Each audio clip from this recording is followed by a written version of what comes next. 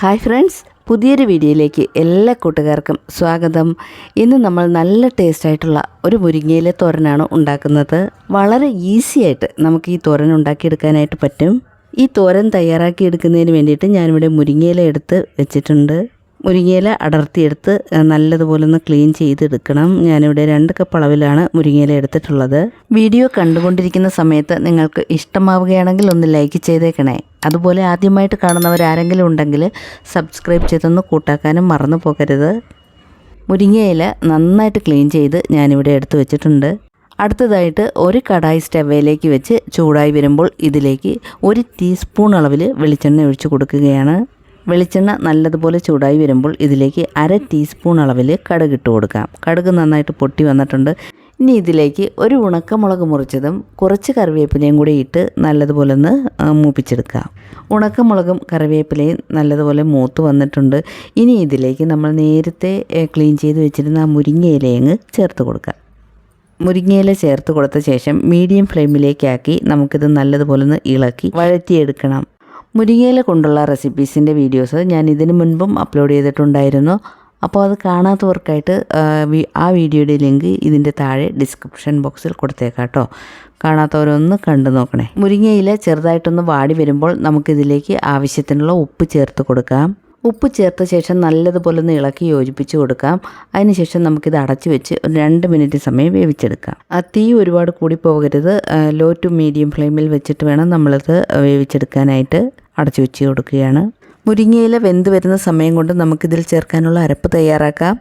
അരപ്പിന് വേണ്ടിയിട്ട് ഞാനിവിടെ 1 കപ്പ് അളവിൽ തേങ്ങ ചിരകി എടുത്ത് വെച്ചിട്ടുണ്ട്. ഇതിലേക്ക് 1/2 ടീസ്പൂൺ അളവിൽ മഞ്ഞൾപ്പൊടി ചേർത്ത് കൊടുക്കാം.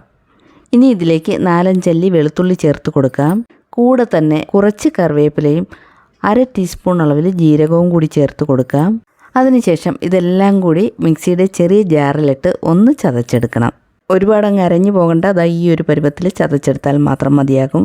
2 മിനിറ്റ് സമയം കഴിയുമ്പോൾ നമുക്ക് ഈ മുരിങ്ങയില ഒന്ന് തുറന്ന് നോക്കാം. മുരിങ്ങയിലയൊക്കെ നന്നായിട്ട് വഴന്ന് വെന്ത് കിട്ടിയിട്ടുണ്ട്. നല്ലതുപോലെ ഒന്ന് വെന്ത് വന്നിട്ടുണ്ട്. ഇനി നമുക്കിതിലേക്ക് നേരത്തെ ചതച്ച് വെച്ച ആ തേങ്ങ അരപ്പങ്ങ് ചേർത്ത് കൊടുക്കാം. അരപ്പ് ചേർത്ത് കൊടുത്ത ശേഷം നല്ലതുപോലെ ഒന്ന് ഇളക്കി യോജിപ്പിച്ച് കൊടുക്കാം.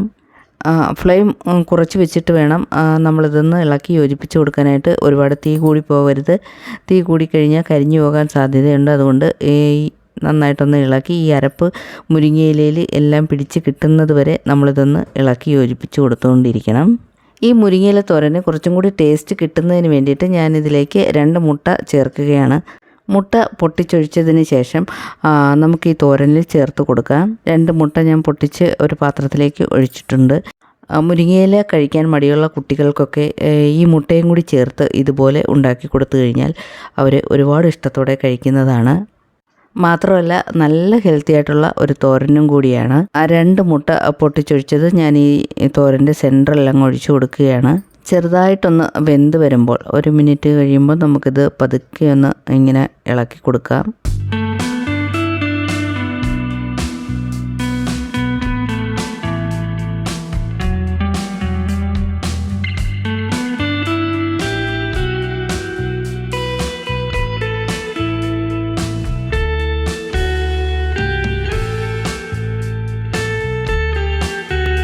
നല്ലതുപോലെ ഒന്ന് ഇളക്കി യോജിപ്പിച്ച് കൊടുത്ത ശേഷം നമുക്ക് ഇതിലേക്ക് കുറച്ച് മല്ലിയിലയും കൂടി ചേർത്ത് കൊടുക്കാം. വേണമെങ്കിൽ മാത്രം, അത് ഓപ്ഷനിലാണ്. അപ്പോൾ നിങ്ങളെ കയ്യിലുണ്ടെങ്കിൽ മാത്രം ചേർത്ത് കൊടുത്താൽ മതി, ഇല്ലെങ്കിൽ സ്കിപ്പ് ചെയ്തേക്കുക.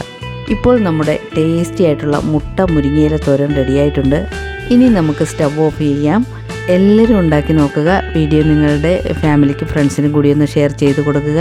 അതുപോലെ തന്നെ നിങ്ങളുടെ വിലയേറിയ അഭിപ്രായം കൂടി അറിയിക്കാൻ മറന്നു പോകരുത്. Thanks for watching.